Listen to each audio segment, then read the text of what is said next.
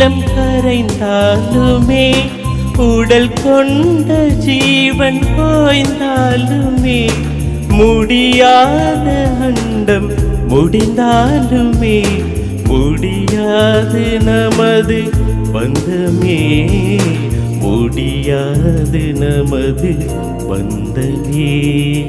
மலை காற்று வந்து தமிழ் பேசுமா, மழை சாரல் வந்து இசை பாடுமா, மலரோடு வந்து உரையாடுதே என்னோடு நீ